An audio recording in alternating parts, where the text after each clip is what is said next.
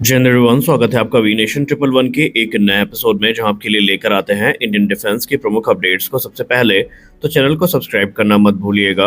आज के अपनी अपडेट की हम शुरुआत करने वाले हैं एरोनॉटिकल डेवलपमेंट इस्टेब्लिशमेंट को लेकर आई एक बड़ी रिपोर्ट से। एडीई जो कि डीआरडीओ की एक प्रीमियर लैब है, इसने कुछ बड़ी खुशखबरी सामने रखी है और कुछ बड़ी अपडेट्स को साझा किया है जो कि भारत के मिसाइल प्रोग्राम से संबंधित है। मीडिया रिपोर्ट्स की बात माने तो एरोनॉटिकल डेवलपमेंट एजेंसी ने ये कंफर्म कर दिया है कि इस समय वो जिस submarine launch cruise missile program पर काम कर रहे हैं, जिसको हम SLCM के नाम से जानते हैं, जो कि इस समय अंडर डेवलपमेंट है अपने अलग अलग रोल के लिए। ये बेसिकली एक डेरिवेटिव होने वाला है इंडिजिनस टेक्नोलॉजी क्रूज मिसाइल यानी ITCM का, जिसको आप लैंड अटैक क्रूज मिसाइल भी कह सकते हैं। तो इस सबमरीन लॉन्च क्रूज मिसाइल को लेकर एडीई ने जो घोषणा करी है, इसमें उन्होंने कहा कि यह मिसाइल ऑलरेडी अपने 4 सक्सेसफुल डेवलपमेंटल ट्रायल्स को पूरा कर चुकी है। जी हाँ, इस मिसाइल ने अपने 4 सक्सेसफुल डेवलपमेंटल ट्रायल्स को पूरा कर लिया है और इसने ये प्रमाण दिया है कि भारत का जो ग्रोथ है मिसाइल टेक्नोलॉजी में, वो किस लेवल पर आगे बढ़ रहा है। गौर करने वाली बात एक ये है कि भारत काफ़ी लंबे समय से अपना जो स्वदेश निर्मित submarine launch precision strike capability है, उसको इन्हांस करने में लगा हुआ था और ये भारत के लिए एक बड़ी राहत की खबर है, क्योंकि एक तरफ जहां भारतीय नौसेना के वॉरशिप्स ब्रह्मोस जैसी घातक मिसाइल से इक्विप्ड है, तो वहीं भारत अब सबमरीन लॉन्च कैपेबिलिटी को पे भी काम कर रहा है, जो कि एनिमी को सेकेंड ब्लो देने में एक बहुत बड़ी भूमिका निभाएंगी। अब अगर हम एडीई के सोर्सेज की बात माने तो उन्होंने कहा कि जो अभी अंतिम के 2 सबसे रीसेंट टेस्ट आयोजित किए गए हैं, उनको डेजिग्नेट किया गया है SL03 और SL04 के नाम से, और ये टेस्ट क्रमशः 6 फरवरी 2024 और 26 अप्रैल 2024 को ऑर्गेनाइज किए गए थे या पूरे किए गए थे, और ये टेस्ट पूरी तरीके से सफल थे। अपने ट्रायल्स के दौरान जो भी ऑब्जेक्टिव थे ये हिट किए गए थे और इसमें सारी चीज़ें वैलिडेट हुई थी, जैसे कि इसकी क्रिटिकल परफॉर्मेंस पैरामीटर जो है वो वैलिडेट हुए थे, अंडर लॉन्च कैपेबिलिटी जो है वो वैलिडेट हुई थी, प्रपल्शन सिस्टम जो और प्रपल्शन सीक्वेंसिंग जो है ये वहाँ पर वैलिडेट हुई थी, फ्लाइट कंट्रोल और टर्मिनल एक्यूरेसी भी वैलिडेट की जा चुकी है। अब अगर हम SLCM की बात करें तो इसमें मुख्यतः हमें जो स्वदेश निर्मित मानिक स्मॉल टर्बोफैन इंजन है, जिसको हम STFE के नाम से जानते हैं, वो यूज़ किया जाता है और ये एक बहुत बड़ी जीत है भारत के लिए, क्योंकि भारत ने इसके चलते जो फॉरेन प्रपल्सन सिस्टम पर अपनी डिपेंडेंस थी उसको पूरी तरीके से रिड्यूस कर दिया है।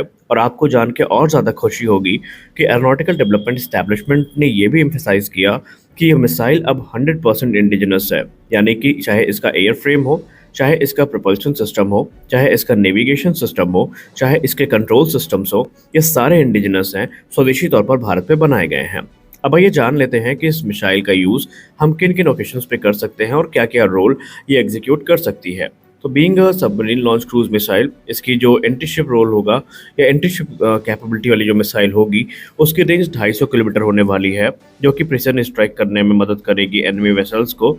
और ये क्योंकि एक अंडर वाटर प्लेटफॉर्म से लॉन्च की जाएगी तो उसको डिटेक्ट करना भी काफ़ी मुश्किल हो जाएगा एनिमी के लिए।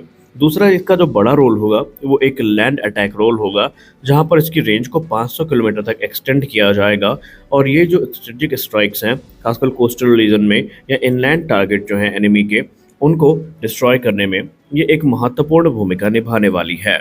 अब क्योंकि इसे सबमरीन लॉन्च क्रूज मिसाइल के तौर पर विकसित किया गया है, तो इसको लॉन्च करने के लिए जो टॉर्पीड ट्यूब बेस्ड कैनिस्टर सिस्टम है वो यूज़ किया जाएगा और उसके सहायता से ही ये मिसाइल लॉन्च करी जाएगी।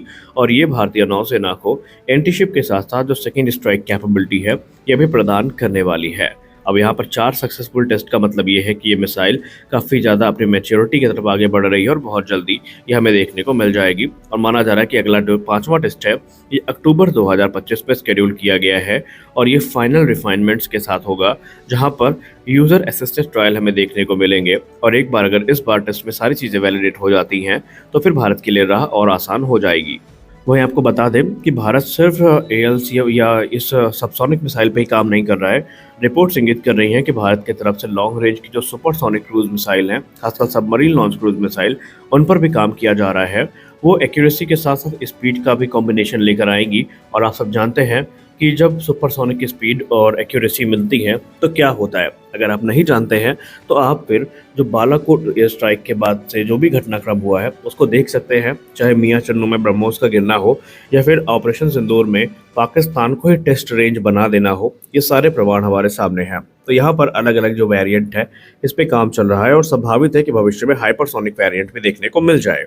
अगली रिपोर्ट में बात करने वाले हैं उस रिपोर्ट के बारे में जिसका इंतजार हम लोग 2023 से कर रहे हैं, और वो है एडवांस फ्रीडम कॉम्बैट एयरक्राफ्ट के लिए बनाया जा रहा जेट इंजन। हमने अलग अलग प्रपोजल्स के बारे में सुना, फिर चाहे वो रूस का प्रपोजल हो, चाहे जापान का प्रपोजल हो, चाहे वो फ्रांस का प्रपोजल हो या फिर रोल्स रॉयस की तरफ से दिया गया ऑफर हो। सबके इस मन में एक ही सवाल है कि हमें ऑफर्स तो बहुत सारे प्राप्त हुए हैं, प्रैक्टिकली हमें कौन सी कंपनी जीतती दिखाई पड़ रही है। स्पष्ट शब्दों में नहीं कह सकते, लेकिन कहीं ना कहीं अब मिनिस्टर ऑफ डिफेंस ने खुद इंडिकेशन दे दिए हैं कि किसके साथ मिलकर के वो इंजन बनाने वाले हैं। आइए जानते हैं। दरअसल कल भारत के डिफेंस सेक्टर के लिए एक बड़ा दिन था, क्योंकि भारत के रक्षा मंत्रालय ने रिकमेंड किया है कि फ्रांस के साथ जो जॉइंट कोलैबोरेशन है जिसके अंतर्गत next generation fighter jet engine बनाया जाना है, ये इस पे काम होना चाहिए। यानी एमओडी ने खुद इस कोलैबोरेशन को रिकमेंड किया है। अब ये डिसीजन ऐसे समय पर आया है क्योंकि सोर्स की बात करें तो इसका सोर्स है इकोनॉमिक्स टाइम। तो ये डिसीजन ऐसे समय पर आया है जब भारत ऑलरेडी ये प्लान के साथ आगे बढ़ रहा है, और हमने हाल ही में मीडिया रिपोर्ट्स देखी हैं कि 2025 के अंत तक डील को फाइनलाइज कर लेना है। तो इस दृष्टिकोण से ये हमारे लिए बहुत महत्वपूर्ण समय है, क्योंकि इसके अंतर्गत न सिर्फ एक state of the art engine हम बनाएंगे, बल्कि पूरी की पूरी जो फैसिलिटी है ये भारत में विकसित करी जाएगी, जहां पर state of the art design capability से लेकर के कटिंग एज मैन्युफैक्चरिंग प्रोसेस तक भारत में देखने को मिलेंगे। और इसके अलावा ये जो पूरा का पूरा डील है ये एक एडवांस इंजन टेक्नोलॉजी भारत में लेकर आएगी।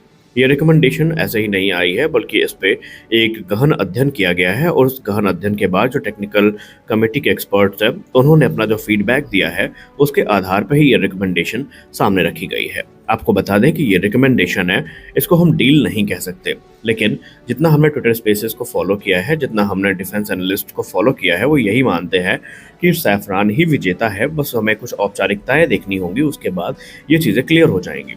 उन्होंने अपने तर्क को सपोर्ट करते हुए कुछ और तर्क सामने रखे। उन्होंने कहा कि हमारे कहने का मतलब ये है कि आपने अगर हाल ही के डेवलपमेंट देखे हैं तो फ्रांस ने अपने लैंडमार्क भारत में बढ़ाने शुरू किए हैं, फिर चाहे वो इंजन की एमआरओ फैसिलिटी हो, चाहे वो हेलीकॉप्टर इंजन हो, या फिर दूसरी जो चीज़ें हैं उन पर, खासकर लीप इंजन का जो भी हमने कॉन्ट्रैक्ट देखा था, ये सारी चीज़ें को सैफरान ने कॉन्ट्रैक्ट साइन करके अपने लैंडमार्क्स को ऑलरेडी भारत में बढ़ाया है। और भारत के लिए इस समय सैफरान से ज़्यादा उचित कोई है नहीं, क्योंकि भारत में इस तरह की फैसिलिटीज़ का बनना आगे चल के भारत को मदद करेगी, जहाँ पर भारत के लिए सारे क्रिटिकल पार्ट्स और कंपोनेंट भारत में उपलब्ध होंगे और हमें जो इम्पोर्ट डिपेंडेंसी है उससे मुक्ति मिलेगी। लेकिन फिर से बता दें कि ये एक रिकमेंडेशन है। हाँ, 70% से ज़्यादा चांसेस हैं कि सैफरान ही जीत चुका है कंपटीशन। बाकी अगर कोई बड़ा फेरबदल हो जाए तो हम नहीं कह सकते, और उम्मीदें कम है कि कोई बड़ा फेरबदल होगा, क्योंकि जो चीज़ें रोल्स रॉयस ऑफर कर रहा है, जैसे कि 120 किलोटन का engine, variable cycle engine technology और आईपीआर, अब ये सारी चीज़ें फ्रांस भी दे रहा है। तो भारत के पास एक स्पष्ट कह सकते हैं इंडिकेशन है कि यही जो कंपनी है वो विजेता हो सकती है। आप किसको विजेता मानते हैं कमेंट सेक्शन में ज़रूर बताएं। मिलते हैं अगले वीडियो में, तब तक के लिए जय हिंद।